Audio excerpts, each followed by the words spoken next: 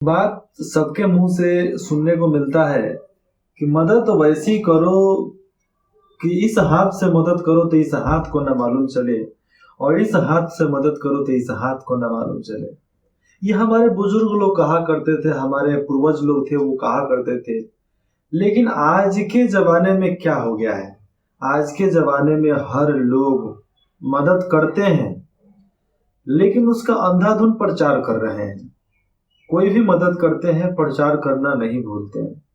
क्या ये सही बात है कि सही बात नहीं है? ये तो हमेशा तर्क संगत रहा।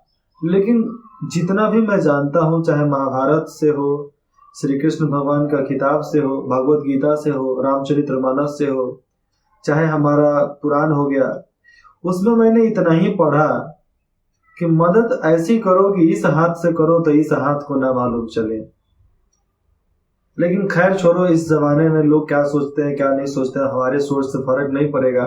लेकिन इतना गारंटी अपने आप पर भी रखता हूँ, विश्वास भी रखता हूँ कि मैं जो सोचूं वैसी दुनिया में बना सकता हूँ। थोड़ी मुश्किल है, थोड़ी कठिनाइयां हैं, लेकिन वैसी दुनिया मैं बना सकता हूँ और बनाकर ही रहूंगा अपने लिए। अगर आप सक्षम हो तो मदद जरूर करो। अगर आप किसी भी काम करने में सक्षम हो तो मदद करो। अगर हम लाख, 2 लाख, 3 लाख, 1 करोड़, 2 करोड़ दे सकते हैं किसी को तो दो। अगर नहीं दे सकते हैं तो उनका आशीर्वाद ले लो, नहीं तो अपना प्यार दे दो। दो चीज हो सकता है, उनका आशीर्वाद ले लो, नहीं तो अपना प्यार दे दो। प्यार में ये नहीं बोलता हूँ, थोड़ी सी अच्छे से बात कर लो, पानी पिला दो, बैठा दो थोड़ा देर, पंखा कर दो, थोड़ा मिठाई खिला दो, चाहे जो भी घर में खाना वगैरह वो खिला दो।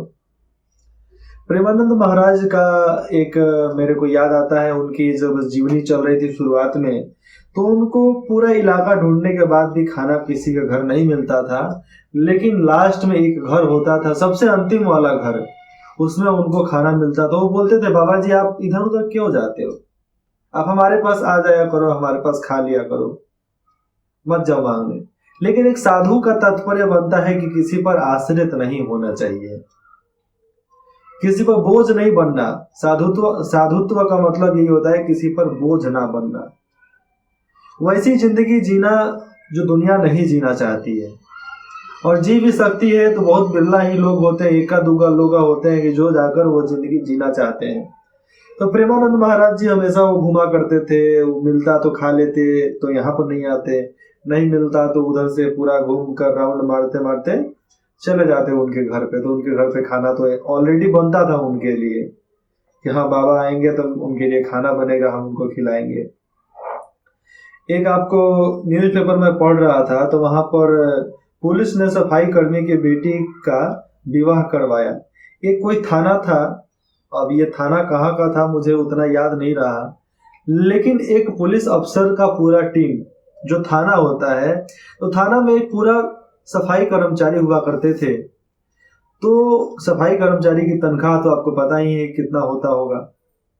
तो उनकी बेटी की शादी थी और इनके पास पैसे नहीं थे, तो शायद परेशान होंगे, तो किसी ने पूछा कि क्या बात है, क्या मैं मदद कर सकता हूँ हम लोग। तो उन्होंने बताया कि ऐसी ऐसी प्रॉब्लम है, विवाह करना, इतना रुपया पैसा देना है, नहीं तो विवाह नहीं होगा।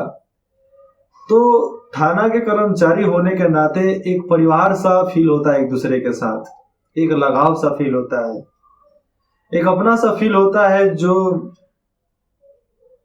बताया नहीं जा सकता ना, वैसा। तो उन सब ने क्या किया कि हर फंक्शन में जितना भी खर्चा हुआ पुलिस वाले ने किए। जो भी थाने में पुलिस थे वो अपने सहयोग से सब अपने मदद करने के मदद तो किए, लेकिन दिल से। तो जितना बन सका, जितना हो सका उन लोगों ने किया। लड़की को जितना दहेज देना चाहिए था उतना दहेज दिया गया।